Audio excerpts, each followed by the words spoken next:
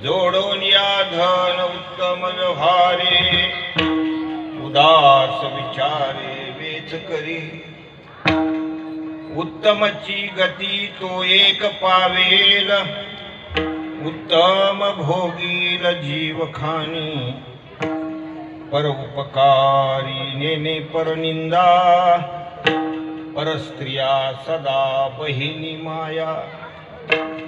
भूत दया गाई पशुचे पालन, तान्हेल्या जीवन वना माझी। उत्तमची गती तो एक पावेल, उत्तम भोगील जीव खानी। शांती रूपे नव्हे कोणाचा वाईट, वाढवी महत्व वडिलांचे। उत्तमची गती तो एक पावेल, उत्तम भोगील जीव खानी। तुका म्हणे हेचे आश्रमाचे फळ, तुका म्हणे हेचे आश्रमाचे फळ।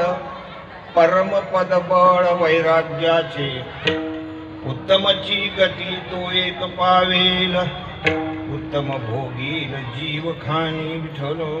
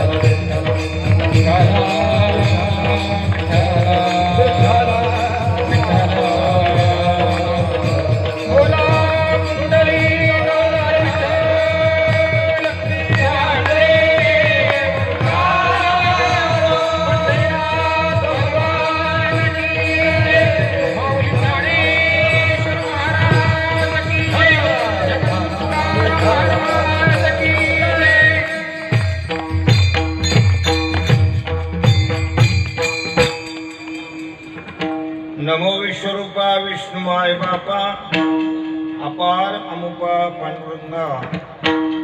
ओम नमो ज्ञानेश्वरा करुणा करा दयाळा, तुमचा अनुग्रह लाधलो पावन झालो चराचरी शरण शरण एकनाथा पायी माथा ठेविला नका पाहू गुण दोष झालो दास पायाचा मंगल भावन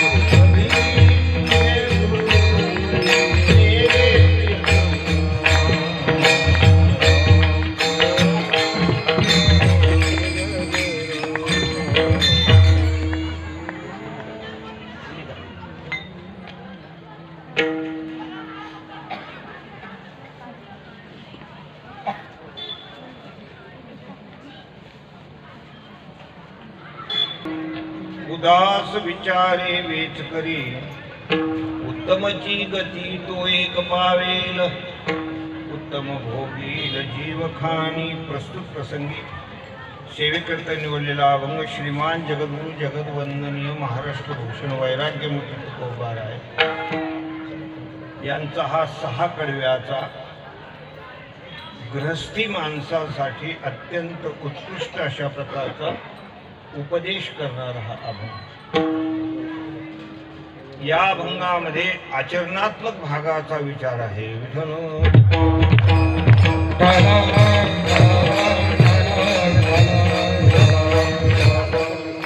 तालाबाप्रमाणे होणारा हा नाम सप्ताह हे आपलं 9वं वर्ष आहे त्या अंतर्गत एकदा मागे एकदा सेवा झाली होती आता परत सेवेचा योग आलेला आहे आमचे परत आदरणीय फडमाऊलींच्या आग्रहास्तव त्यांच्या आज्ञेने या ठिकाणी हा सेवेचा योग आलेला आहे आणि हा जो कालावधी आहे हा कालावधी अत्यंत पवित्र आहे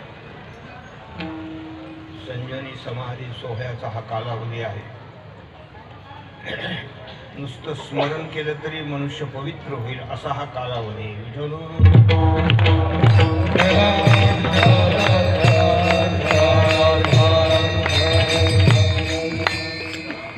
हा जो अभंग या अभंगामध्ये जीवनामध्ये मनुष्यानं कसं आचरण करावं महाराजांनी सांगितले कसं गाथ्यामध्ये अनेक प्रकारचे अभंग आहेत असे नामपर आहे संतपर आहे कीर्तनपर आहेत उपदेशपर आहेत बरेच काही अभंग कसा हा उपदेश करणारा अभंग आहे आणि आपलं हे गृहस्थी जीवन कसं असलं पाहिजे की गृहस्थी जीवन जगता जगता आपल्याला त्या ठिकाणी जी गोष्ट महत्त्वाची आहे पारमार्थामध्ये ज्याला वैराग्य म्हणतात ते वैराग्य आपल्याला गृहस्थाश्रमामध्ये कसं प्राप्त होईल आणि वैराग्यानं कसं परमपद प्राप्त करून घेता येईल ही गोष्ट महाराजांनी या अभंगामध्ये विशद केलेली आहे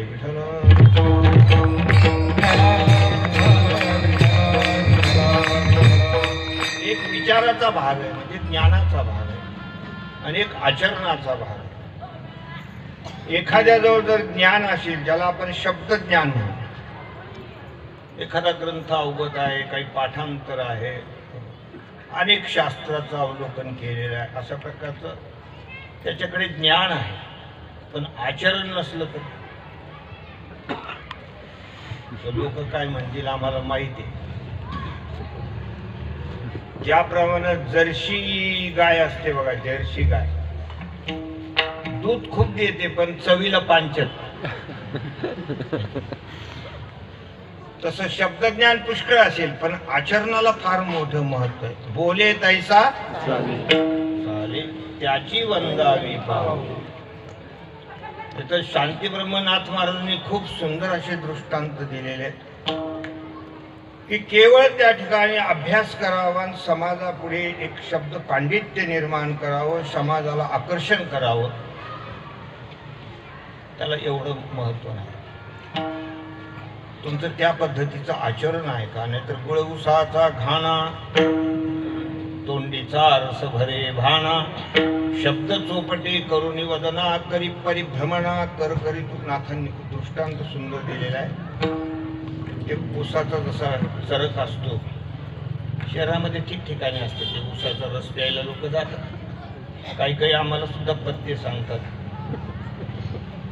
तिथं लय भारी मान, तिथं जातो असे लोक सांगतात.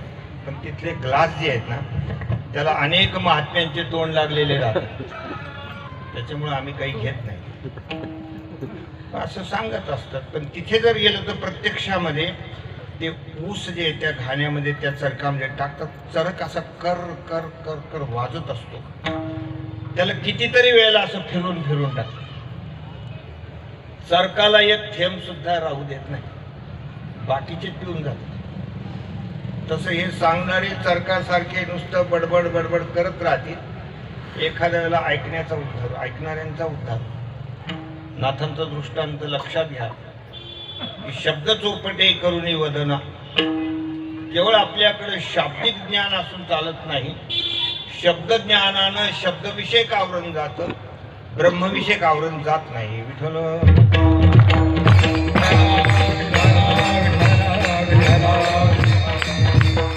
आचरणाला फार मोठं महत्व. म्हणजे आचरण तरी आपल्याला करायचं असलं तरी शेवटी ज्ञानाचे ग्रंथ बघावे लागते. आचरण जरी करायचं असलं तर ते कुठे लिहिलेलं आहे? ग्रंथच अवलोकन करून आपल्याला ते कळणार आहे का? लोकमत वाचून कळणार आहे? कोण आलं कोण राहिलं सांगा. त्याच्यात थोडं हे ज्ञान आहे. त्याच्यासाठी आपल्याला ग्रंथाचं अवलोकन करावं लागेल आणि ग्रंथाचं अवलोकन करून त्याप्रमाणे आपल्या जीवनामध्ये परिवर्तन करून घ्यावं लागेल. एक वस्तू आहे बघा जगामध्ये, तुम्हाला कदाचित उत्तर माहिती असेल, तर ज्यांना माहिती असेल तो त्याने नका देऊ उत्तर. ज्यांना माहितीच नाही हे गोष्ट मी सांगितलेली, त्यांच्याकडून उत्तराची थोडी आपण अपेक्षा करू. जगामध्ये एक अशी वस्तू आहे की ती 4-5 वर्षाच्या लेकरापासून अगदी वयोवृद्ध मनुष्य सुद्धा दिवसातून 1-2 वेळेला त्याचा वापर करतो. वयोवृद्ध मनुष्य सुद्धा अशी एक वस्तू आहे. पण ती वस्तू या जगातून नाहीशी झाली तर त्याच्यावरून काहीही आपलं अडणार नाही, परंतु मात्र हुरहुर खूप लागेल. अरे ती असायला पाहिजे होती, असायला पाहिजे होती, असायला पाहिजे होती. काय उत्तर? बोला बोला बोला. यांनी उत्तर दिलं चहा. पण चहा काही सगळे घेत नाही. लहान लेकरापासून तर मोठ्या माणसापर्यंत सगळे चहा घेत नाही. किती लोक चहा सोडलेले पण आता त्यांना कसं वाटलं, जास्त कमी लोक म्हणजे घेतात जास्त.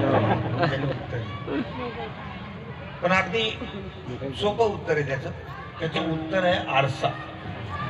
आरसा हा जो आरसा आहे हा 4 वर्षाच्या लेकरापासून तर एकदम वयोवृद्ध मनुष्यापर्यंत दिवसातून 1-2 वेळेला तरी आपण वारशासमोर जाऊन उभा राहतो. आता आम्ही फेटा बांधला, वाकडा झाला का तिकडा झाला बघावंच लागतो की नाही.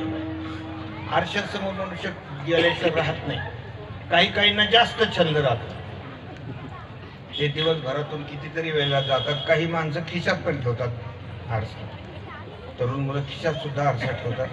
राहून कंगव्यानं इकडची केस तिकडे, तिकडचे केस इकडे करत राहतात. अशा प्रकारचा काहीला छंद असतो.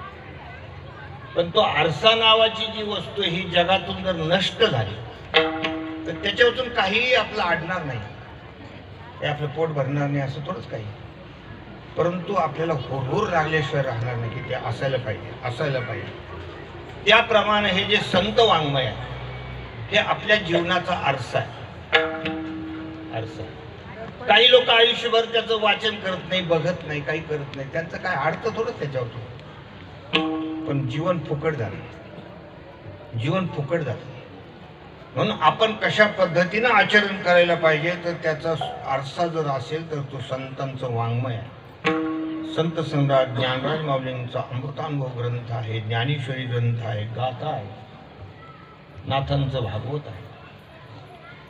किती 18,000 काही 800 कवी आहेत नाथ भागवतामध्ये. एकूण 1367 श्लोक आहेत आणि 11 स्कंदावर लिहिले. श्रीमद भागवताच्या 11 स्कंदावर महाराजांनी, नाथांनी एवढं मोठा ग्रंथ लिहिलेला.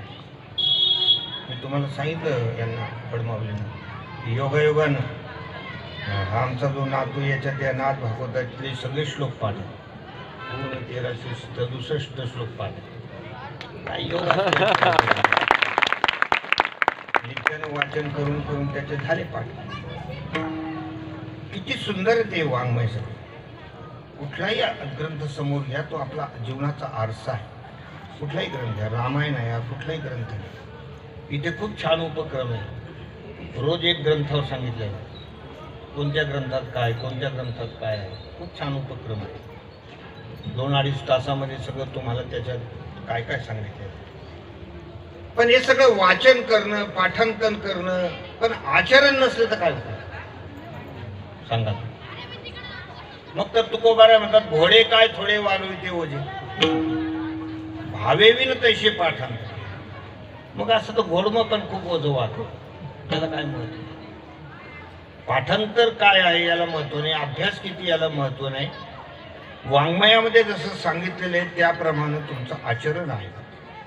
म्हणून हा अभंग आपण सेवेकरता घेतलेला आहे. यामध्ये तुकोबाराय तुम्हाला आम्हाला गृहस्थी माणसाला यामधून त्या ठिकाणी उपदेश करताय की आपलं आचरण कसं असलं पाहिजे.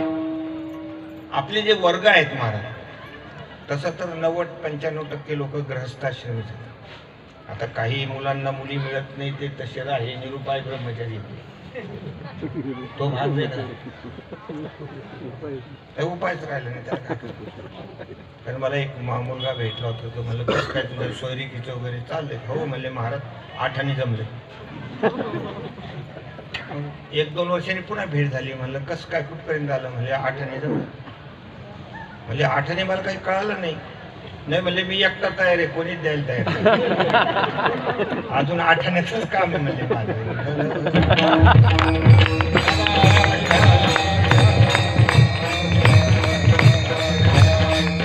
बहुतांशी 90-95% समाज हा गृहस्थी आहे. आणि ग्रस्त म्हटलं की त्या ठिकाणी पदोपदी आपल्याला वित्त लागत असतं. संसारामध्ये जसं वित्त आहे, पोटात पित्त, आणि परमार्थामध्ये चित्त असावं. परमार्थामध्ये जर चित्त असलं, एकाग्रता असली, तर त्याचा परमार्थ फलीभूत झाला. थोडे आहे थोडे आहे चित्त साय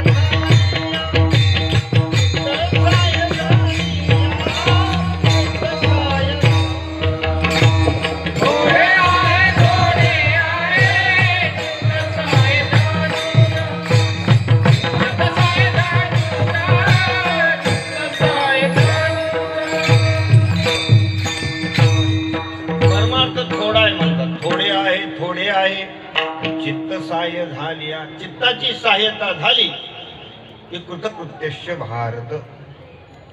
तर भगवंताला मन दिलं की काम झालं. मन मना भवमत भक्तो, तू मन हे मीची करी, माझ्या भजनी प्रेम धरी, सर्वत्र नमस्कारी मज एकादे.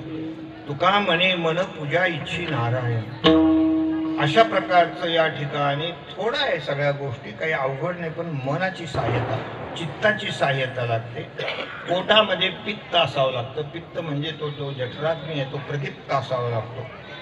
ते जे आंबट खारट पडतं ते वेगळं. बरं, काही माणसं म्हणतात ना, काही ॲसिडिटी झाली इकडे, पण हा जो जठराग्नी हा प्रदीप्त असावा लागतो. म्हणजे खाल्लेलं माणसाला काय होतं. म्हणून तर जास्त चहा घेऊ नये बरं महाराज. चहानं जो आहे ना, तो जठराग्नी कमी होतो, मंदाग्नी होतो. ते ऑफिस मधले लोक वगैरे आपले दिवसभर हाफ हाफ घेत राहतात, मग जेवण कमी जातं त्यांना. एक पोळी खातील, अर्धी पोळी खातील, मग जेवण हळूहळू तो मंदाग्नी होतो. पोटातला अग्नी पचवत नाही. मंदाग्नी होता होता एकदा विझला की बाहेरचा शिरागला समजा. मग ते पोटात पित्त, संसार परमार्थामध्ये चित्त.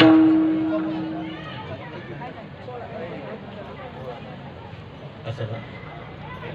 पित्त आणि संसारामध्ये वित्त. पैशाची फार गरज असते आणि तो पैसा आपण कशा प्रकारे प्राप्त करायला पाहिजे त्याबद्दल तुकोबाराय प्रत्येकाला उपदेश करतायत. ते अभंगाच्या पहिल्या कडे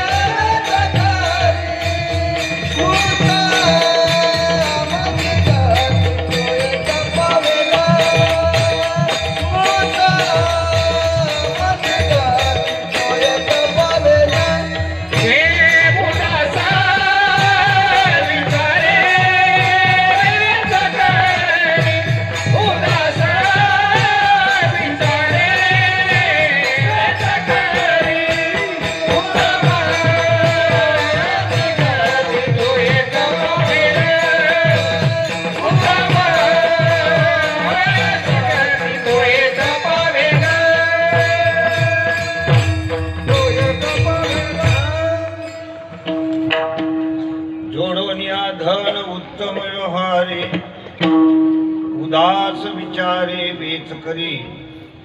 तुकोबाराय सांगतात की आपल्याला पैशाची गरज आहे आणि तो पैसा कशा पद्धतीने आपण मिळवला पाहिजे. या पहिल्या कडव्यामध्ये महाराजांनी 4 गोष्टी सांगितलेल्या आहेत. जोडून या धन म्हणजे पैसा मिळवा, त्याच्याशिवाय काम होणार नाही. म्हणजे तुम्हाला आम्हाला धन मिळवण्यासाठी काय सांगितले तुकोबारायने आज्ञा केलेली आहे की पैसा मिळवा, जोडून या धन. दुसरी गोष्ट सांगितली धन मिळवत असताना उत्तम व्यवहारानं मिळवा. ही दुसरी गोष्ट आहे, उत्तम व्यवहार. आणि मिळवलेलं जे धन आहे त्या धनावर उदास राहा, त्याची आसक्ती धरू नका. ही तिसरी गोष्ट सांगितली. आणि वेच कर, सत्पात्र बघून त्याचं काय करायचं, वेच करायचं. अशा एका महाराजांच्या पहिल्या कडव्यामध्ये ह्या 4 गोष्टी सांगितल्या. पहिली गोष्ट आहे की तुम्हाला त्या ठिकाणी धन मिळवला पाहिजे आणि ते धन मिळवत असताना तुमचा जो व्यवहार आहे तो अत्यंत उत्तम असला पाहिजे. मग आपण 3 अंगानं धन मिळवत असतो. एक तर शेती आहे, व्यापार आहे आणि नोकरी आहे. शेतीच्या माध्यमातून शेतकरी जे काही मेहनत करत असतो त्यानं त्या ठिकाणी उत्तम प्रकारे शेती करायला पाहिजे. उत्तम प्रकारे जीव लावून, जसं जसं काळाच्या ओघामध्ये आधुनिक बदल होत आहेत ते सगळ्या गोष्टीचा अभ्यास करून करायला पाहिजे. कोणतेही पीक केव्हाही घ्यायचं, कोणतेही एखादं पीक असलं तर त्याचा सगळा अभ्यास पाहिजे. त्याला किती खत लागेल, काय लागेल, कशा पद्धतीनं मेहनत करायला पाहिजे, हे सगळं त्यांनी करायचं. आणि हे करत असताना, शेती करत असताना विनाकारण दुसऱ्या शेताचा बांध कोरायचा, हा मात्र व्यवहार चुकीचा. दुसऱ्या शेतकऱ्याचे अवजार चोरून आणायचे आणि ते माझे आहे म्हणायचे, हा व्यवहार चुकीचा. नाहीतर खेड्यापाड्यामध्ये असे फार भांडणं असतात लोकांची, माझी ही वस्तू गेली, ती वस्तू गेली, असं नाही. जेवढी आपल्या नशिबात, हा जो पैसा असतो हा नशिबाचा खेळ. आपलं जर अनुकूल प्रारब्ध असलं तर आपल्याला पैसे मिळत असतात, कोणत्याही माध्यमातून मिळत असतात. प्रतिकूल प्रारब्ध असलं तर नाही भेटत. अनुकूल जर प्रारब्ध असेल तर 100 पाऊण 125 होतात आणि प्रतिकूल प्रारब्ध जर असेल तर 100 सव्वा पाऊणशे होऊन जातात. प्रतिकूल प्रारब्ध असलं तर माणसाला पैसा मिळत नाही, अनुकूल प्रारब्ध असलं तर मिळत असतं. आम्ही कीर्तनकार मंडळी सांगत असतो की एका माणसाकडं त्याचा अनुकूल प्रारब्ध असल्यामुळं कोणत्याही माध्यमातून त्याच्याकडे पैसे येत राहायचे. कुठेही एखादं कार्य करायला गेलं, कुठेही एखादा व्यवहार हाताशी घेतला की त्याला पैसे मिळाले. पण ते जुन्या काळामध्ये ते रोकड वय चांदोट रुपये राहायचे, तर ते जिकडं कुठेही ठेवून द्यायचं. तो काही फार शिकलेला नव्हता. कुठं मडक्यात, कुठं तांब्यात, कुठं एखाद्या पिशवीत ठेवून द्यायचा. आणि त्याची बायको ज्यावेळेला घर सकाळी स्वच्छ करायची तर त्याला कुठेही सापडायचं ते. तर ती कंटाळून गेली. ती म्हणली हे का हो, जिथं तिथं ते रोकड रुपये, जिथं ते रोकड रुपये, काय म्हणले एवढे कुठेही पैसे, कुठेही पैसे, कमी करा म्हणले. खूप झाले. अशी बायको मिळणं पण कठीण आहे बरं, फार कठीण आहे. पैसे कमी काही करा म्हणले, ते ठेवू नका इथं, खूप झाले आता. तो म्हणला आता काय करणार, माझं नशीबच असेल, कोणत्याही माध्यमातून मला पैसे भेटतात, घरात पैसे येऊ लागले, मी तरी काय करणार. मला सांगू नका म्हणजे काय करायचं ते करा, पण पैसे कमी झाले पाहिजे. त्यानं असं ठरवलं काहीतरी एखाद्या राजाचा अपराध करू, म्हणजे राजा दंड देईल, पैसे कमी होते. तो गेला, राजाजवळ गेला तर राजा त्या मोठ्या राजाच्या ती जी खुर्ची होती मोठी, त्या राजा सिंहासनावर तो आरूढ होता. ती प्रजासमोर बसलेली ती, काही मंत्रिमंडळ आजूबाजूला होतं. हा लांबून घेऊन उभा राहिला. तर म्हणजे आता काय करावं, नेमकं काय अपराध करावा. त्याच्या पायामध्ये नाल्याचं बूट होता. नाल्याचं बूट, त्याला नाल्यावर थकलेलं होतं, म्हणजे मारू बूट केलं म्हणजे बरोबर अपराध होईल, राजा आपल्याला दंड देईल. पण त्याने राजाला नेम धरून बूट मारला, राजाच्या मुकुटाला लागला आणि तो मुकुट दणकन खाली पडला. लोकांनी लगेच पकडलं त्याला, लगेच गचंड्या बिचंड्या देऊन आणलं. अरे बापरे, एवढा मोठा अपराध, एवढा मोठा अपराध. राजाची त्या मुकुटाकडे नजर गेली तर त्या मुकुटातून एवढी मोठी इंगळी गेली बाहेर. इंगळी होती असं सळसळ सळसळ करून. राजाने सांगितलं त्याला मारू नका, कोणीतरी जाणता माणूस त्याला मारू नका. आज जर त्याने असं केलं नसतं तर मी गेलो असतो. काय विषारी इंगळी आली. त्याला 10,000 रुपये बक्षीस. तो मला, मी त्याच्या कटाळून म्हणून आलो, पैशाला कटाळून आलो, तुम्ही मला बक्षीस देता. मला नको म्हणले ते पैसे, नको, याच्या घरचा पत्ता द्या, घरपोच, घरपोच करा. घरपोच नेऊन दिले तर ती बायको म्हणते तिकडे फेका. नाही म्हणले असं कसं, राजाची आज्ञा, तुम्हाला ते घ्यावेच लागतं. मग हा थोडा मागून आला तर पैसे आधीच घरी आले. तुम्हाला जे सांगायचं ते केलं नाही, दुसरंच पुन्हा कुठं काय करू म्हणले. मी ते कमी करायला गेलो ते वाढले. काय करा मला माहिती नाही, म्हणजे काही करा पण कमी करा. पुन्हा दुसऱ्या दिवशी दरबारामध्ये गेला, राजवाड्याजवळ गेला. राजाची जी धर्मपत्नी, तिला छोटंसं एक लेकरू होतं, एक भिंत होती बाजूला, एक जुनं घर होतं, तिथं ती मैत्रिणी बरोबर बोलत बसली होती. लेकरू होतं त्या याच्यावर मांडीवर ठेवलेलं. गेला तो त्या राजपत्नीचा हात धरून ओढूला. आता केवढा मोठा अपराध. इकडं आणलं, पार ओढत तर सगळे लोक पळाले, पण काही लोकांनी त्याला मारलं नाही. कालचा माणूस रे, काय असं त्रास. हा झाला तर आता मंडपाचा शेवटचा टोक तर इथपर्यंत ओढत नाही आलं तर ती जुनी भिंत अशी धडधड धडधड पडली. जिथं ती राणी बसली होती ती लगेच धडधड पडली. राजाला ती गोष्ट कळली, म्हणजे माणूस म्हणजे माणूस. काल मला वाचवलं, आज माझ्या पत्नीला वाचवलं, अर्ध राज्यच देऊन टाकून. म्हणजे अनुकूल प्रारब्ध जर असलं तर अशा गोष्टी घडतात, आणि प्रतिकूल प्रारब्ध असलं तर कितीही बुद्धिमान असू द्या मनुष्य, त्याला पैसा मिळतच नाही.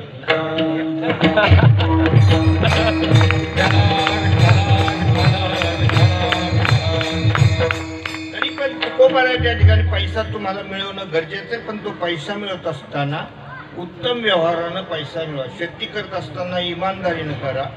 तुम्हाला नोकरीमधून पैसा मिळवायचा असेल तर जी नोकरीची तुम्हाला जो पगार ठरलेला आहे तेवढ्यामध्ये तुमच्या गरजा भागवायचा. नाहीतर काही काही ऑफिसर लोकांना जर विचारलं किती पगार आहे तर ते म्हणतात 75,000 आहे आणि 1,00,000 रुपये पडतो. आता पडणारा पाऊस कुठला पडतो म्हणजे नेमका कुठून पडतो? तर तो पडणारा पाऊस बंद झाला पाहिजे. तुकोबाराने असं म्हणायचंय की जे तुम्हाला मिळतं त्याच्यात तुमच्या गरजा भागवायच्या. आपण म्हणतो ना अंथरूण पाहून पाय पसरायचे. म्हणून नोकरीच्या माध्यमातून पैसा मिळवा, पण ती नोकरी करत असताना इमानदारीनं करा. ज्या मालकाने आपल्याला काम सांगितलेलं ते बरोबर चोख झालं पाहिजे. त्याच्यामध्ये कुठल्याही प्रकारचं त्या ठिकाणी हलगर्जीपणा करायचा नाही. केला तर ते काही चांगलं नाही. तुम्हाला कळण्याकरता सांगतो, रात्रीचा पहारा देण्याकरता एका माणसाला ठेवलं, राखण करण्याकरता. रात्रभर जागा राहायचं. दिवसभर तू घरी जा, झोप काही कर, पण रात्रभर जागा. आणि एके दिवशी घटना अशी झाली की तो साहेब जो होता, जो मालक होता, तो पत्नीबरोबर त्याची 4 व्हीलर गाडीमध्ये तो सगळं बॅगा बिगा टाकून कुठेतरी बाहेरगावी चालला. तो निघणार तेवढ्यामध्ये हा जो रात्र पहारा करणारा माणूस होता तो पळत पळत आला. म्हणजे साहेब तुम्हाला हात जोडून विनंती आहे, आज तुम्ही जाऊ नका, काहीतरी दुर्घटना होणार, कारण मला रात्री फार वाईट स्वप्न पडलं. स्वप्न पडलं तुम्ही जाऊ नका, तुम्ही ज्या रोडला जाता तिथं काहीतरी दुर्घटना होणार. ते पत्नीनं सांगितलं जाऊ द्या म्हणजे उद्या परवा करू, पण आता हा माणूस एवढ्या तळमळीनं म्हणतो. तर मग ते राहिले. दुसऱ्या दिवशी पेपरला त्याच रोडला तिथं पेपर लावला, असा असा ॲक्सिडेंट झाला, एवढे लोक मेले. मग त्या पत्नीला वाटलं की बाबा काय याने मग आपल्याला वाचवलं, याला काहीतरी बक्षीस द्यायला पाहिजे.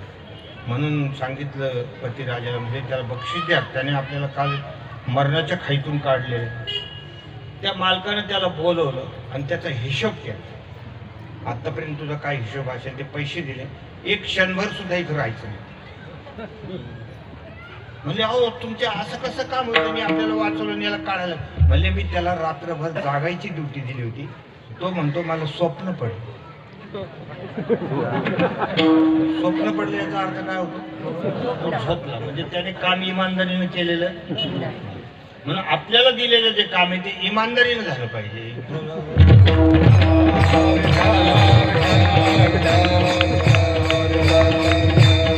नोकरी असो, शेती असो, व्यापार असो, तर व्यापाराकरता माऊलीने सांगितले समर्गीची विकणे महर्गी वस्तू. आता आम्ही समजा छोटे मोठे व्यापारी आहोत, मोंड्यावरून माल आणायचा, त्याच्यावर काय चांगल्या क्वालिटीचा आणायचा, योग्य असा नफा त्याच्यावर घ्यायचा. पण हे सगळं करत असताना एखाद्याला वजन कमी देणं. बरेचसे असे काही दुकानदार लोक आहेत की 50 ग्रामच्या काजू किशमिशच्या बदामाच्या पुढे विकतात, त्या 40 ग्रामच असतात, पण पॅकिंग असतं, वरून काहीतरी मस्तपैकी छापे बिटे असतात. आणि समाजाला काय महाराज आयतं वयतं द्या काजू द्या बदाम घ्या. कोण घरून येऊन मोजू राहिले? कोणीच मोजित नाही. ज्ञानेश्वरी वाचणारे अध्याय मोजित नाही. मला एक जण म्हणलं की ज्ञानेश्वर महाराजांनी लिहिलंय मोजू नका म्हणून, ओम नमो जे अध्याय असं त्याने अर्थ लावला. ज्ञानेश्वर महाराजांनी अध्याय मोजू काय अर्थ लावलाय ओम नमो जे. तर हे जे आहे व्यापारी लोकांनी सुद्धा अशा प्रकारची फसवणूक नाही करायची. आपल्याला जो माल विकायचा तो चांगल्या प्रकार, मग कपड्याचा व्यापार असो, काय अनेक प्रकारचे व्यापार, धान्याचा व्यापार आहे, किराणा व्यापार आहे, पुष्कळशे व्यापार आहे. व्यापाऱ्याने सुद्धा ह्या सगळ्या गोष्टी सांभाळायला पाहिजे.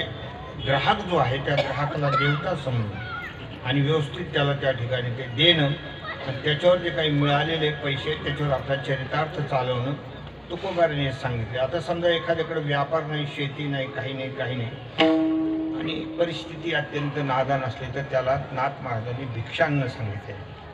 ते नाथ आपल्या चिरंजीव पदामध्ये आहे. कुटुंब हराकारणे अकल्पेतनामय तरी कोरा न करणे, ऐशी स्थिती जे वर्तने ते जाणणे शुद्ध परमार्थ. शुद्ध वैराग. की या ठिकाणी अकल्पित आपल्याला जर नाही मिळालं, कुटुंब हाराकारणे अकल्पित न मिळे, जर नाही मिळालं तर त्याला भिक्षा सांगितली. त्यानं 5 घरी भिक्षा मागायचं, ओम भिक्षाम देही, आपला चरितार्थ वगैरे चालवायचा. पण आपल्याला गरिबी आली, आपल्याकडे काहीच नाही म्हणून या ठिकाणी कुठेही लोक आता आत्महत्या वगैरे करतात. ही गोष्ट अत्यंत चुकीची. तर हे शरीर काही परत परत मिळतं कसं नाही. असं काही पण माणसानं कुठली शेवटचं पाऊल उचललं नाही, टोकाचं पाऊल उचलू नाही, कारण हे शरीर परत मिळत नाही आणि या शरीरामध्ये परमात्मा होणे इतकं सामर्थ्य भगवंतानं दिलेलं आहे. म्हणून एखाद्या संसारिक आपत्तीनं खचून जाऊन माणसाने असे उद्योग कधीच नाही करायला पाहिजे. ते अत्यंत चुकीचं धोरण आहे. ते असो, अकल्पित न मिळेल तरी कोराण करणे म्हणजे त्यांनी भिक्षान्न वगैरे घ्यायचं, असा हा आहे. असा व्यापार त्या ठिकाणी जोडून या धन उत्तम व्यवहार आहे असं मिळवायचं. आता काही माणसं जे आहेत त्या ठिकाणी या कीर्तनाला, भजनाला, कथेला उत्तम व्यवहार म्हणतात. उत्तम आहेच ना, आम्ही सगळ्यात उत्तम गोष्ट आहे कीर्तन करणं, प्रवचन करणं, कथा करणं. म्हणले मग याच्यातून घ्यायला काय हरकत? हा तर व्यवहार आहे, चांगला व्यवहार आहे असं काही माणसं म्हणतात. मग त्याच्यासाठी तुम्हाला मी अगोदर सांगितलं होतं, त्याच्यासाठी तुम्हाला गाथा बघावं लागेल की गाथ्यामध्ये तुम्हाला परवानगी दिलेली आहे. तुम्हाला कथा करून, कीर्तन करून हे सगळं त्या ठिकाणी तुकोबारांनी, ज्ञानोबारांनी जर तुम्हाला परवानगी दिली असली तर तुम्ही घ्या. त्याच्यात साधू संतांनी निषेध केलेला आहे की या माध्यमातून तुम्ही पैसा मिळवायचा नाही, पैसा मिळवायचा नाही. तुका म्हणे देती घेती ते नरकाशी जाते. एका जणांनी त्याचा अर्थ असा लावला की तुका म्हणे देती घेती ते नर काशी जाते. कोणी कुणकड कसंही अर्थ फिरून कसं जमणार? हा जो व्यवहार आहे हा व्यवहार उत्तम आहे, याच्यात काही वाद नाही. हे सुखाचे व्यवहारी सुख लाभ झालाय, त्याच्यात काही वाद नाही. पण त्या माध्यमातून पैसा मिळवावा का मिळवू नये याच्यासाठी तुकोबारायांनी अनेक सांगितलेले की बाबा या ठिकाणी या माध्यमातून पैसा मिळवायचा नाही. आपल्याला पैसा मिळवण्याचे मार्ग सांगितलेले शेती आहे, व्यापार आहे, नोकरी आहे, भिक्षान्न आहे, परंतु या माध्यमातून पैसा घ्यायचा नाही, कारण ही भगवत प्राप्तीची साधन आहे. इथे जर तुम्ही त्या ठिकाणी संसाराच्या अंगाने पैसे मिळू लागले तर मग भगवंताच्या प्राप्तीची साधना कोणती? परमात्मा प्राप्तीची काय साधना आहे? तर तुम्ही संसारासाठी वापरू लागले, संसारासाठी वापरायला लागले, त्याच्यातून घ्यायचं नाही. असे अनेक अभंग आहेत. काय केले रांडले का तुला राजी नाही तुका, उभ्या बाजारात कथा हेतू नावडे पंढरीनाथा, अवघे पोटासाठी सोंग तेथे कैचा पांडुरंग. ही सेवा जी आहे ना ही निष्काम पाहिजे, निर्दंभ पाहिजे, निष्पाप पाहिजे, निर्व्यभिचारी पाहिजे. इतक्या गोष्टी महाराजांनी तुम्हाला सांगितलेल्या आहेत. मग या माध्यमातून पैशाकडे नजरच ठेवायची नाही. आपले जे काही उद्योग आहे वडिलोपार्जित त्या उद्योगातून हे सगळं मिळवायचं आणि हे भगवंताच्या प्राप्तीसाठी ही साधनं आहे त्या अंगानं याच्याकडे दृष्टी टाकायची. जर याच्याकडे अशी दृष्टी असेल की हा पैसा मिळवण्याचं साधन आहे तर ते एकदम चुकीचा विषय. मी एका बाईलाच विचारलं होतं, बाबा तुझा मुलगा काय करतो? तर म्हणजे मी आळंदीला पाठवतो. चांगली गोष्ट आहे, 7-8 वर्ष त्याला ठेवते म्हणजे.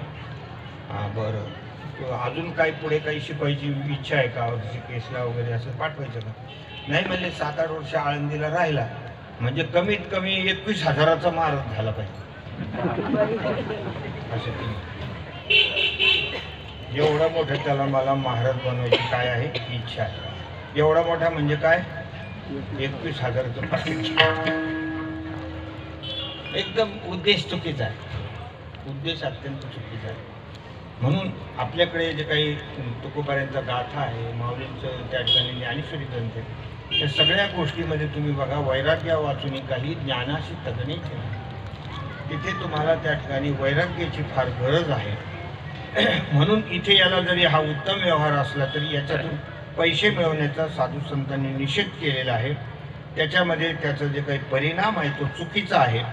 याच्यासाठी माणसानं सावध झालं पाहिजे. तुकोबारांनी सांगितले बाबा तुम्ही चांगल्या व्यवहार करून पैसा मिळवा, जोडून या धन उत्तम व्यवहार आहे. नंतर त्या धनावर उदास राहायचं. अनुकूल प्रार्थना जर ज्यात तुम्हाला खूप काही धन असेल जवळ तर ते माझं माझं म्हणून राहायचं नाही, त्याच्याची फार आसक्ती ठेवायची नाही. धनपर मत रखो आपली जान एक दिन होगी दाना. बरीच माणसं घराला दाराला याला सोडतच नाही. एखाद्या वेळेला पाहुणा कोणी आला तर आपण आग्रह करतो, आता इतक्या दिवसाने आले राहा आजच्या दिवस. नाही नाही मला जावंच लागेल. तुम्हाला माहित नाही मी थोडं पुढे गेलो तर मागं अंधारच, जसं काही याच्या शरीराला लाईट फिटिंग केली. ह्या कुठं गेला म्हणजे लगेच फ्युजर निघून जातं. त्या घरावर त्या आपल्या पैशावर एवढंच जीव माणसाचा, एवढा जीव अटकलेला असतो. माझं घर, माझा पैसा, माझा अमुक, माझं तमुक. तर त्याच्यावर उदास राहायचं. का उदास राहायचं? कारण तो काही फार दिवसाचं नाही. ते जी गोष्ट आहे ती काही फार दिवस थोडंच आहे. 100 वर्ष जरी आपलं आयुष्य असलं तरी आता सध्या जसे काही माणसाला कर्ज मिळतात ना, तर ते कर्ज देतानाच सरकार त्याला सबसिडी वगैरे देतात, अर्ध माफ होऊन येतं. तसं सध्या आपलं 100 वर्षातले अर्धे माफ होऊन आलेले. काय 50 वर्ष मनुष्य जगतो, किती वय राहिलं माणसाचं, आयुष्यच किती. आणि 50च्या पुढे जरी जगत असला तरी ते सगळं गोळ्यावर आहे. ही गोळी खाय, ती गोळी खाय, ती गोळी खाय, अशा प्रकारे चालू आहे आपलं. कसं तरी एखादं ठिगळ लावून एखादं वस्त्र चालायचं म्हणून चालू आहे. एवढं कमी आपलं आयुष्य आहे. पुढे दुसऱ्या देहात तर काही आपल्याला नोटा कामाला येणारच नाही. ज्या काही आपल्याकडे पैसा असेल, काही दागदागिने असतील, कपडे लत्ते असतील, दुसऱ्या देहात काही काम येतात का? उद्या जर आपण हत्ती झालो तर आपल्याला काही पॅन्ट शर्ट कामाला येणार आहे सांगा बघा. उद्या जर आपण मांजर झालो तर काही तुम्हाला एखादं काही मोठी साडी बिडी काही कामाला येणार आहे का? मांजरीने एखादी भालगरीची साडी घातली ना, मग तमुक केलं, या देहापुरतं, या देहाला काही फारसं आयुष्य नाही आपलं. आयुष्य जात आहे आयुष्य जात आहे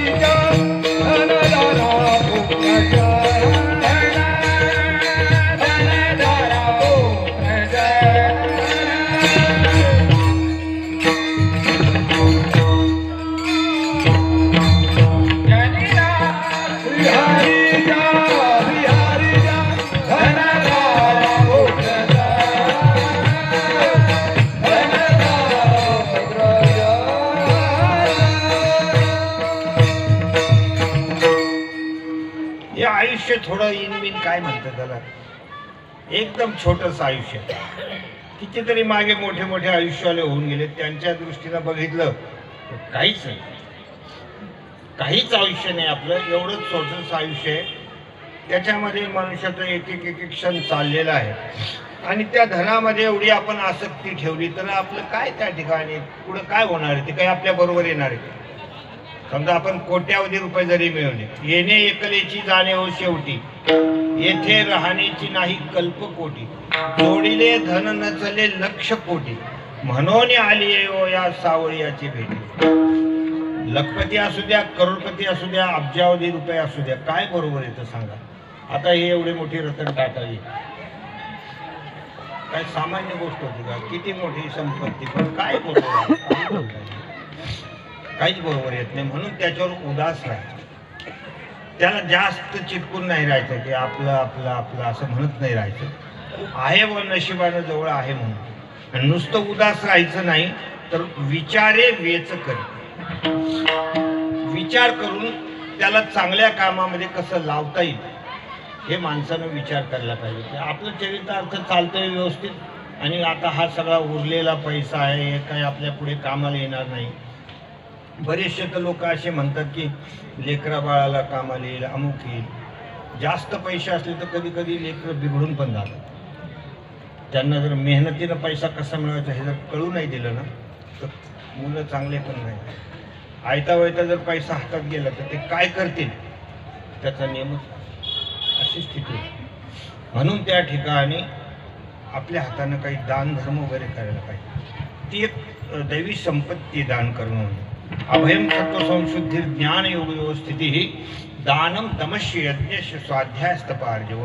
दान करायला पाहिजे. जसं वृक्ष आहे, कुणाला सावली देईल, कुणाला पानानं सुखी करेल, कुणाला फळाने सुखी करेल, काय काय त्याच्याकडे जे असेल ते आपल्याला जसं वृक्ष देत राहा, फळ मूळ वगैरे सगळे, त्याप्रमाणे आपल्याकडे जी शक्ती आहे त्या शक्तीनं त्या ठिकाणी सत्पात्राला दान दिलं पाहिजे.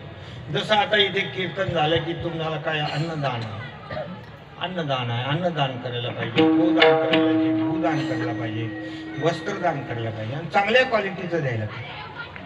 अन्नदान बी केलं तरी ते चांगलं करायला पाहिजे. आम्ही आधी लहानपणी गावाकडे बघायचो, ते लापशी वगैरे करायचे, तर ज्यावेळेला ती कढई अशी गरम होत आली ना, तर ते लापशी शिजत आली की त्या याच्यामध्ये त्या भट्टीमध्ये एक मोठी पहार टाकायची, त्याची लांब पहार टाकायची, ती लाल भडक व्हायची. आणि ती लाल भडक झालेली पहार मग या चिमट्यानं याच्यानं पकडीनं पकडायची आणि त्या चांगल्या शिजलेल्या त्या याच्यामध्ये कशामध्ये लापशीमध्ये ती अशी धन.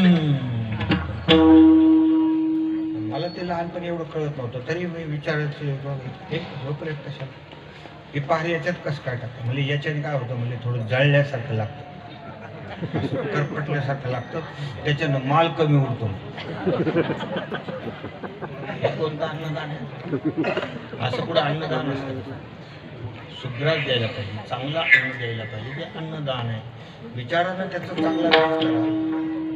अन्नदान आहे, गोदान, चांगली गाय द्या. नाही तर आपल्याकडे म्हण आहे, मरी गाय अशी म्हण, काय कामाची तशी काहीतरी मरतुकडी एखादी गाय द्यायची. ते मागे एका जणांनी गाय दान दिली, तो ब्राह्मणाला लगेच बोलवलं, संकल्प घ्या, दान करा, दान करा. आणि ती त्याने गोठ्यात बांधली नाही तर ती मेली, नेऊन बांधली नाही तर मेली. आता ती गाय पुरण्याकरता तिथे 25 रुपये टॅक्स होतो त्याला, तर ते कोणाला भरावं लागतं? गाय तर गेली पण याला भरावं लागतो. मला मी तर दिलेली, मी कसं काय भरेल टॅक्स? तेव्हापासून ती म्हण आहे, मरी गाय, काही अशा म्हणे. म्हणजे चांगलं द्या, कुणाला जरी द्यायचं तर चांगलं द्या, अन्नदान चांगल्या प्रकारचं करा. हे सगळं माणसाने त्या ठिकाणी त्या धनावर उदास होऊन चांगल्या कार्यामध्ये त्याचा वेच करायला द्यायला पाहिजे. काही माणसाला द्या म्हणलं की अगदी त्यांचं डोकं होतं. 3-4 हाताचं असं खड्डं होतं, त्याच्यात एक माणूस पडला आणि मोठ्याने ओरडायला लागला, मला काढा रे, मला काढा रे, मला काढा रे. तर ते लोक आले म्हणजे द्या हात, तर ते हात बी देत नाही, या सावरून. ते बिचारा 1-2 वेळेला बोलून निघून जायचा. दुसरा आला त्याने तसंच केलं, तिसऱ्याला तसंच केलं आणि पुन्हा ओरडायचा, मला काढा रे, मी खड्ड्यात पडलो, मला काढा रे, मी खड्ड्यात पडलो. मग एका माणसाने पाहिजे, अरे म्हणले याला काढायचं, मलाच जमल म्हणले, दुसऱ्याला जमणार नाही, तुमचं चुकू राहिलं म्हणले काम. तो तिथं गेला, तो म्हणला घ्या हात, कारण त्याला द्या म्हणलं की त्याचं डोकं उठत, त्याला द्या शब्द सुद्धा सण होत. अशा क्वालिटीचा माणूस. म्हणून द्यायला पाहिजे. काही शक्ती आपल्यामध्ये नसू द्या, धनाचं बळ, अंगिक बळ असलं तर मदत करा, शारीरिक बळानं मदत करा. नसू द्या शारीरिक बळ, वाणी तर गोड वापर, 2 शब्द गोड तर बोला ना, चांगलं गोड बोलून तरी एखाद्याला प्रसन्न करा ना. अनुद्वेग करम वाक्यम सत्यम प्रियतम स्वाध्याय तपस्यैव वाङ्मयं तप उच्यते. 2 शब्द गोड तरी बोला. अशा गोष्टी जीवनामध्ये करायला पाहिजे. आणि असं जर केलं तर तुकोबाराय म्हणतात त्याला सद्गती प्राप्त होईल, चांगली गती प्राप्त होईल. ही दुसऱ्या कडव्यामध्ये वर्णन. उत्तमाची गाती तो एका पावेला, उत्तमाची गाती तो एका पावेला, उत्तमाची गाती तो एका पावेला, उत्तमाची गाती तो एका पावेला, उत्तमाची गाती तो एका पावेला, उत्तमाची गाती तो एका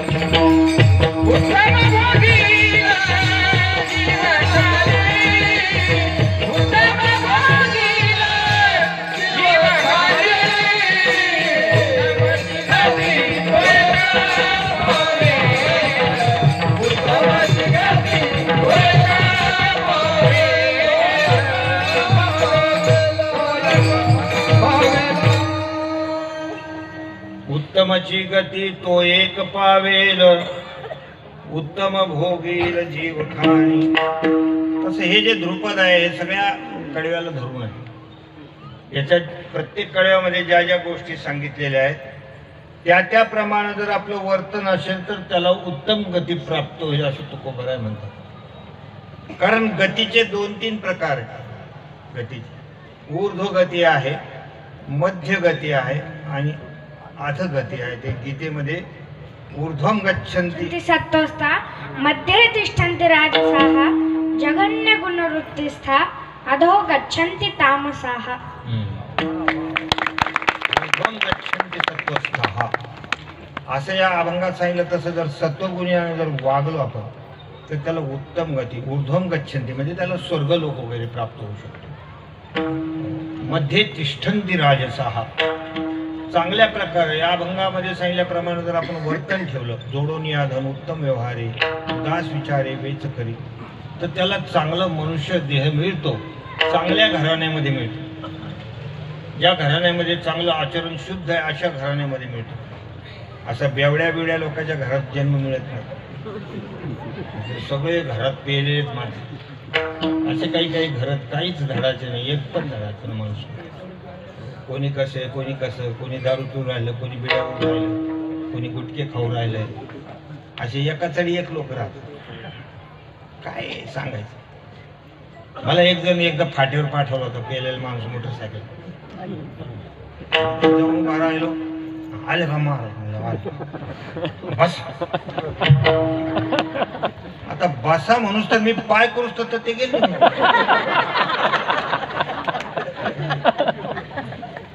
आणि मग त्याच्या ध्यानात आलं. मग आलं ते पुन्हा मार तुम्ही बसले. म्हणलं मी काय वाढणार आहे काय. असं उडी मारून बसायला माझा पाय करत नाही तर तू निघून गेला म्हणतो. हे असे लोक त्यांच्या घरात आपल्याला कधी कधी जन्म असल्या लोकांच्या घरात जन्म नाही. चांगल्या तुम्हाला घरामध्ये जन्म मिळेल. उद्धाराची गोष्ट वेगळी आहे. तुम्ही जर त्या ठिकाणी तन्मयतेने गोष्टी केली तर मग पुढे सांगितलेलं वैराग्य प्राप्त होईल. वैराग्यानं परमपद प्राप्त होईल. हे पुढे. पण नाही तुम्हाला कमीत कमी चांगल्या घरात तरी जन्म मिळेल असं तरी करा. नाही पैलवान होता आलं तर आरोग्य तर नीट ठेवा.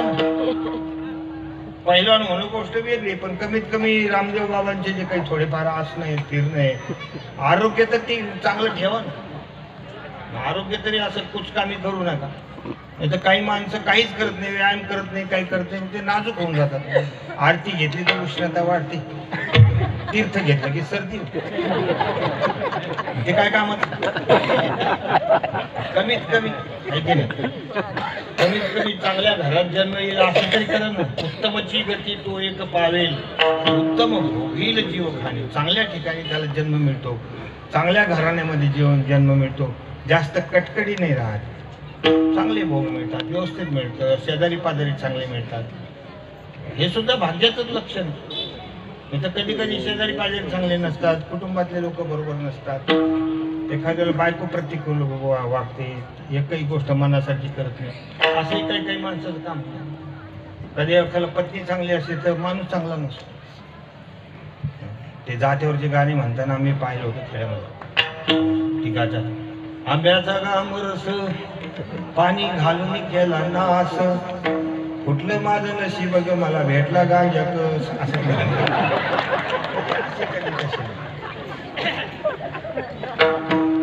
तर चांगल्या ठिकाणी आपल्याला जन्म मिळेल एवढं तरी माणसाने चांगल्या गोष्टी करायला पाहिजे. तुकोबाराच्या ठिकाणी सांगतात की उत्तमची गती तो एक पावेल उत्तम भोगील जीव खाणी. तर त्यानं जीवन कसं करायला पाहिजे की जीवनामध्ये परोपकार ठेवायला पाहिजे.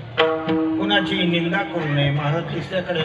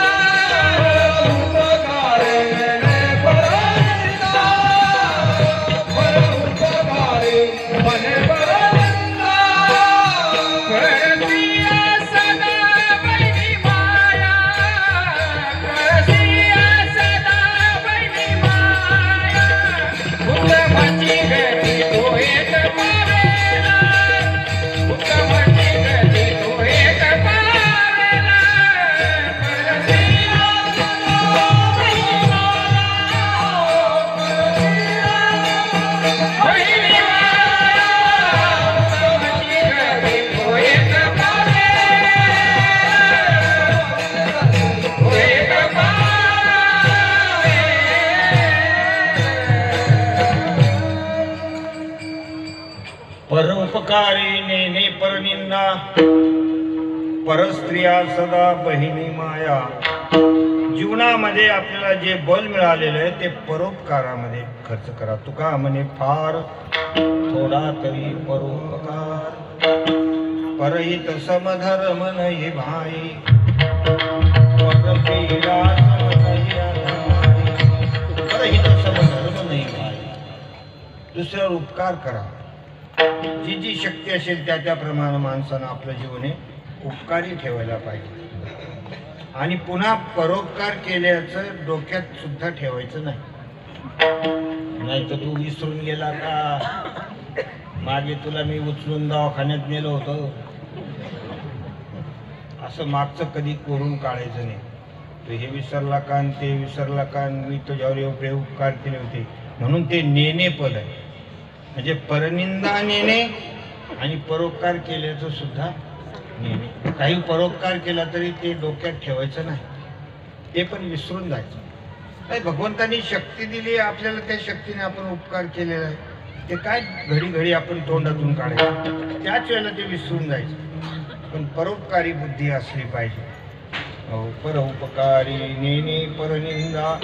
कुणाचीही निंदा करायची नाही. का येती निंदकापाशी अशेष पापे. कुणाचीही निंदा मनुष्यानं करू नये. निंदेसारखं महापातक आहे, खूप मोठं पातक आहे निंदा करणं.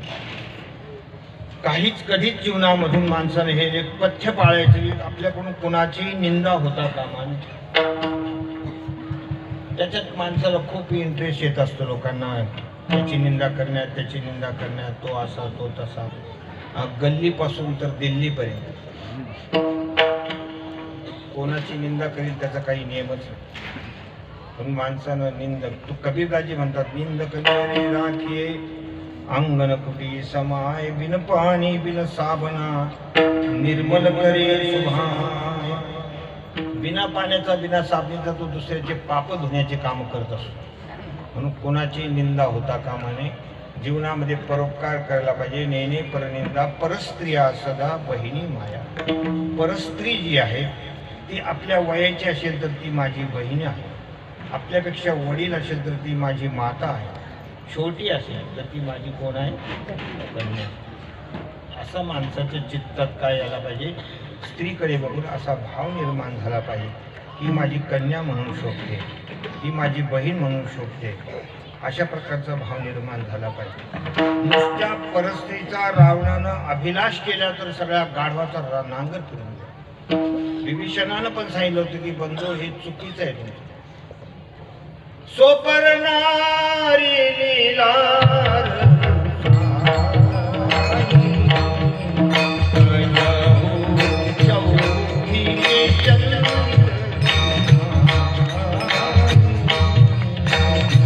विभीषणानं सांगितलं की सोपरनारी लीलार साई तजऊ चौथिके चंद्र किनारी. तुम्ही जगन्माता त्या ठिकाणी सीतेला आलेले अत्यंत चुकीचं प्रकार. विभीषणाने समजलं. कुंभकर्ण एवढा होता महाराज, खात होता, पीत होता, झोपत होता, 6 महिने झोपत. आणि त्या ज्याला एवढे सगळे लोक सैन्य मरू लागलं ना, तर त्याला उठवलं. रावणानं त्याला उठवलं कुंभकर्णाला.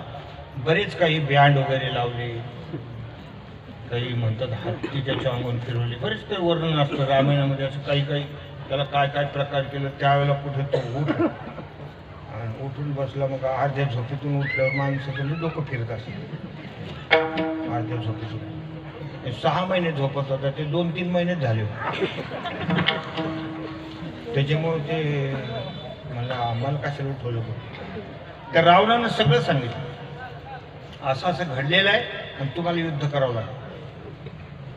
सुनु दसमुख त्या ठिकाणी सांगितलं की कुंभकर्ण बिलखान. तो विलाप करू लागला. जगदंबा हरियान यावसत चाहत कल्याण. त्या दशमुखाचे, त्या रावणाचे शब्द ऐकून तो विलाप करू लागला. तो कुंभकर्ण म्हणजे तुम्ही फार चुकीचं काम केलेलं, तुम्ही जगदंबेचं हरण केलेलं. अजून वेळ गेली नाही, अभाऊ तुम्ही अजून जागे व्हा.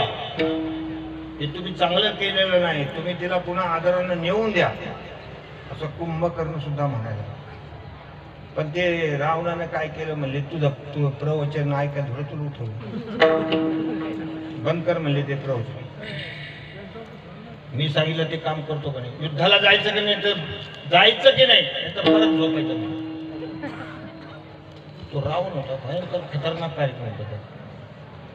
तो मला काही हरकत नाही. मग त्याने टाळी वाजवली, मग तिथे मग काही मांसाहार केला, त्याने दारू प्यायला, मग काही शुद्ध नाही. मग तो म्हणला चला आता मला कोणी सैन्य देऊ नका, काही देऊ नका, मी एकटाच जातो. आणि ज्यावेळेला रणांगणामध्ये गेला त्यावेळेला बिभीषणानं पाहिलं. बिभीषणाने येऊन त्याचे पाय दिसले. बिभीषणाला माहीत होतं की हा आतून चांगला आहे, बाहेरून जरी हात येत असला की राक्षसी प्रवृत्ती, पण आतून याचा अंतःकरण चांगलं. म्हणून बिभीषणाने चरण धरले, म्हणजे मी तुमचा छोटा भाऊ.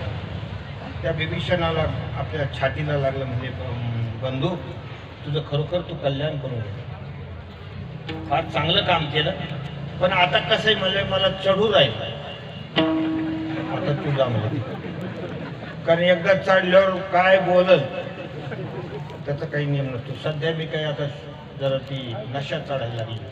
नशा चढल्यावर माणसाला शुद्ध राहत नाही. असा रिमझिम पाऊस पडत होता आणि एक मनुष्य दारू पिलेलं चालला आणि एकदम चिखलात घसरून पडला. पडल्यावर वीज चमकली. तो म्हणतो काय लोक येडे, गाडी खाली पाडतात मग फोटो काढतात. नशेचं काम फार बेकार. बघा तुम्ही, हा कुंभकर्णाने सुद्धा तेच सांगितलं की परनारी, दुसऱ्या स्त्रीकडे अशा पद्धतीने तुम्ही वर्तन करायला नाही पाहिजे. म्हणून परस्त्रिया सदा बहिणी माया, आचरण शिका अगोदर.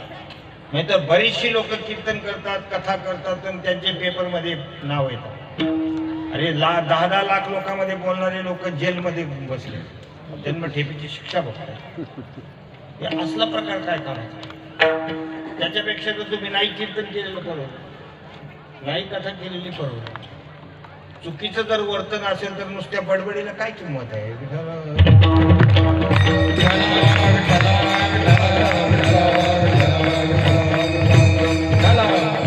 म्हणून परोपकारी नेली परनिंदा, परस्त्रिया सदा बहिणी माया. भूतदया गायी पशूंचे पालन, ताले या जीवन वना माझी. प्राणी मात्रावर दया भाव ठेवा, भेदभाव करू नका. दया करणे जे पुत्राशी तेची दासा. सगळ्यावर दया भाव ठेवा, दया भाव ठेवा. प्रत्येकाच्या कामाला आपलं जीवन आलं पाहिजे आणि त्यालाच खरं मनुष्य म्हणतात. तेच खरं आहे. वैष्णव जन तो, वैष्णव जन तो प्रीत पराई जाने वैष्णव जन तो तेने नहीं, पीड़ पराई जाने. पर उपकार करे तो मन अभिमान न आने रे. वैष्णव जन तो तेरे कहिए पीड़ पराई जाने. आमचे हरिभक्तगण किशोर महाराज म्हणजे पेटीमधले एकदम तज्ञ.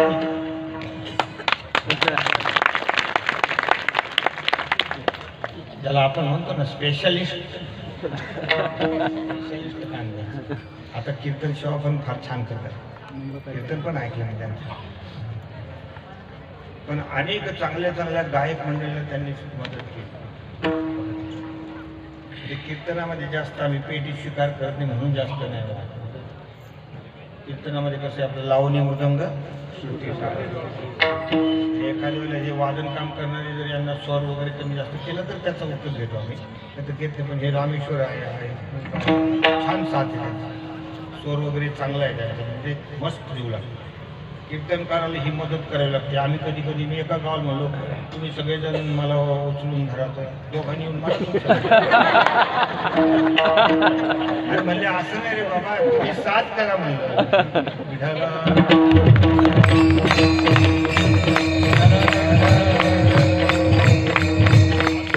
भूतदया गायी पशुचे पालन तांत्या जीवन म्हणा माझी प्राणी मात्रावर दया भाव ठेवा. भूतदया गायी पशुचे गायीचं गोरक्षण करा. गायीचं रक्षण फार महत्वाचं आहे. गायीच्या शेणाचा किती उपयोग असतो, गोमूत्र किती पवित्र असतं. गायीला त्या ठिकाणी नुसतं आपण काही आपल्याला शिवाशिवी झाली तर आपण गायीला स्पर्श करत असतो. गायीला फार मोठं पवित्र मानलेलं आहे. म्हणजे गायीची सेवा भगवान कृष्ण परमात्मा सुद्धा करतात. तू पावेगा वैकुंठ प्रभु का मंदिर बनवा दे. तू पावेगा वैकुंठ षटशास्त्र वेद सब गावे. गोरक्षा बड़ी बतावे. गौ की रक्षा होय कही गौशाला बनवा दे. तू पावेगा वैकुंठ प्रभु का मंदिर बनवा दे. तू पावेगा वैकुंठ. गायीचं रक्षण करत भूतदया गायी पशुचे पालन. हे आपले शेतकरी लोक बैल वगैरे सगळे पशुपालन करतात. आणि काही कुत्रे वगैरे जे आहेत ते आपण बाहेर त्यांना भाकरी द्यावी. कुत्रे मांजर वगैरे यांना भाकरी द्यावी. पण कुत्रं घरात पाळू नये असं म्हणतात. त्याच्यानं त्याचे पित्र त्याचा हे घेत नाही. जे आपण पित्राच्या वेळेला करतो ते पिंडदान वगैरे ते त्याचा स्वीकार करत नाही. घरामध्ये कुत्र घरात ठेवू नये. त्याला भाकरी वगैरे द्यावी असं सांगितलेलं आहे. पण बरेचसे लोक कुत्र पाळतात. सकाळी घेऊन फिरतात. पण लोक अगोदर आमच्या समाजामध्ये मारोडी समाजामध्ये असं कोणी भेटलं तर जय गोपाल म्हणतो. जय गोपाल म्हणजे गायीचं रक्षण कर. गो म्हणजे गाय म्हणून तेव्हापासून जय गोपाल म्हणायची पद्धत होती. आता जय कुत्तापाल म्हणायची पाहिजे. कुत्र्याचे सगळे करतात, घेतात, फिरतात, त्याला काय काय ते सेवा करतात. ते घरात त्याला वास्तव्य नसावं असं म्हणतात. बाहेर ठेवा, बाहेर त्याला भाकरी वगैरे द्या. गाय घरात असावी असं म्हणतात. म्हणजे शास्त्राचे काही विधान आहेत ते. गोरक्षण वगैरे ते केलं पाहिजे. गायी पशुचे पालन तान्हेल्या जीवन वनामध्ये. म्हणजे पानपोई वगैरे आपण उघडतो. पुढे पाण्याची व्यवस्था नसेल तिथं पानपोई उघडतो. आले गेले लोक पाणी पितात. समाधान वाटतं प्रत्येकाला. ह्या गोष्टी आपल्याकडे पैसा आहे तर करायचं. पैसा नसले तर तुम्ही करा असं काही साधू संतांचं म्हणणं आहे. तुमच्याकडे आहे ना बाबा आणि पुढे तुम्ही त्या पैशाचा काय उपयोग करणार आहे. उद्या जर तुम्ही गचकले त्याचं काय सांगा. आणि असं जर आपण धर्मकार्यात पैसा नाही खर्च केला तर त्याला पुढे 5 गिऱ्हाईक आहेत. नाथ महाराजांनी त्याला 5 गिऱ्हाईक सांगितले. असं सांगितले. राजा दायात चोर आगी अधर्मी रूप संचरे अंगी. ऐशे 5 जण विभागी द्रव्य नाशा लागी पावती. नाथ भागवत बघा तो. जर तुम्ही तसंच साठवलं बरेचशा लोकांना पैसा खर्च करावाच वाटत. एकदा का त्या तिजोरीत ठेवला की त्याला साहित्य मोक्ष. याची सरली बाहेर काढायचं. तर मग ते असं जर तुम्ही काही चांगल्या कामात खर्च नाही केलं तर मग त्याला 5 गिऱ्हाईक. पहिला तर राजा आहे त्याला तुम्हाला धाड पडेल टॅक्स. नाहीतर एखाद्याला रात्रीच एखाद्या दिवशी सांगितलं जाईल कल से 500,000 बंद.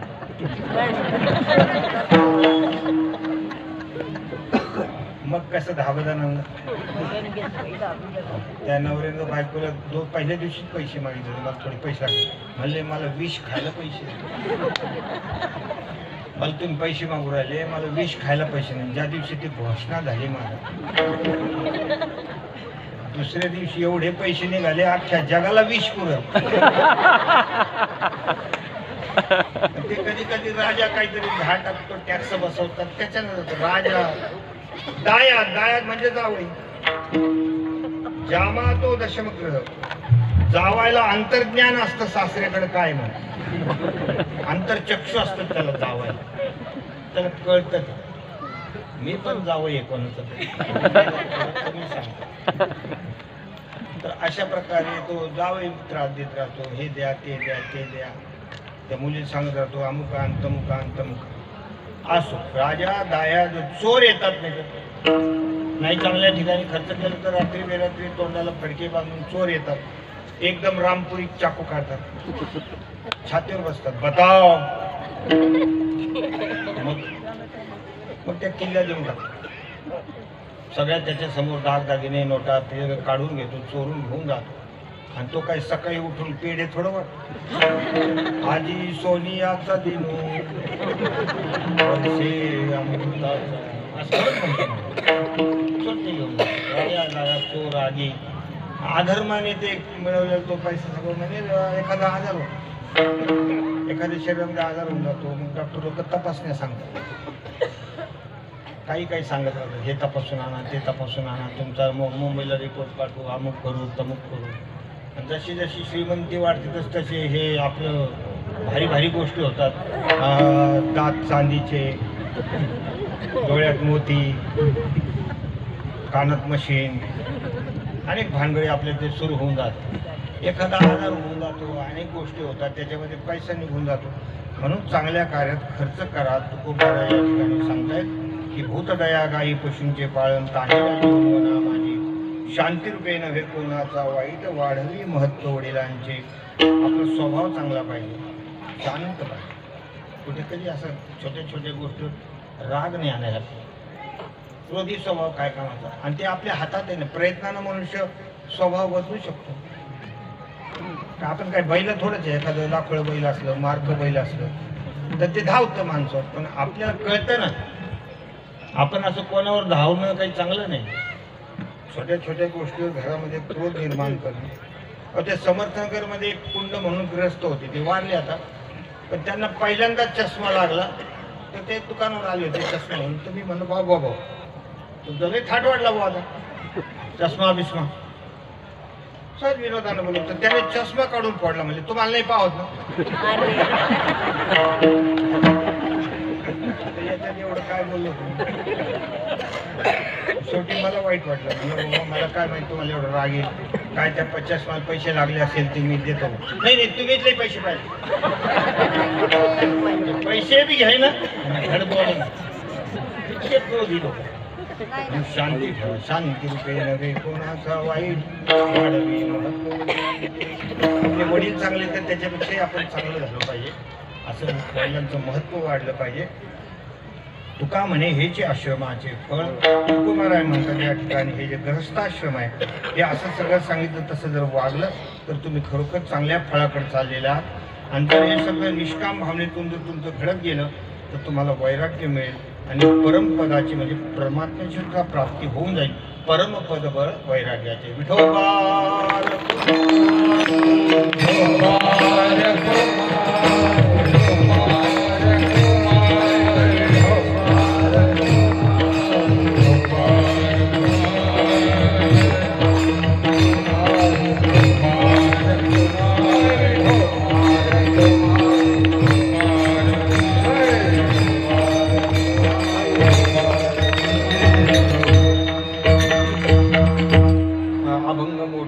थोडा वेळ आपलं संपुष्टात आलेला आहे. थोडक्यात सांगितलेलं. तुम्ही सगळे सूज्ञ माणसं आहात आणि सातत्यानं श्रवण करणारे आहेत. आधी 9वं वर्ष आहे. तुम्ही तुम्हाला काही फारच अगदी बारकाईनं सांगायलाच पाहिजे असं काही नाही. तर म्हणलं की तपेलं कळून जातं. प्रत्यक्षात अभंगातले अनेक भाव आपल्याला प्रकट करता येतात. फक्त आपलं हे जीवन चांगलं झालं पाहिजे. मानवी जीवन हे अत्यंत प्रफुल्लित जीवन झालं पाहिजे. आणि आपल्या या जीवनामध्ये आपण असं वागलं पाहिजे की आपल्याकडं बघताना लोकांना असं वाटलं पाहिजे की हा खरोखर सगळ्यांचा मित्र आहे. जनमित्र होई सगळ्यांचा, आशुपन बोलावी वाचा, संग न धरावा दुर्जनाचा, करी संतांचा सायास. आपल्याकडे पाहिल्यावर लोकांना आदर निर्माण झाला पाहिजे. आपल्या जीवनातून काहीतरी लोकांनी शिकलं पाहिजे. असं माणसाने आपलं जीवन चांगलं करावं असा हा संदेश तुकोबारायचा तुम्हाला दिलेला आहे. बोलण्याच्या वगैरे काही कमी जास्त झाले असेल तर न्यूनते पुरते अधिकते सरते करून घ्यावे तुमते विनवितोसे. प्रभू तुमचे केले हे धर्मकीर्तन सिद्धी गेले, येथ माझे जी उरले पायक पण ज्ञानेश्वर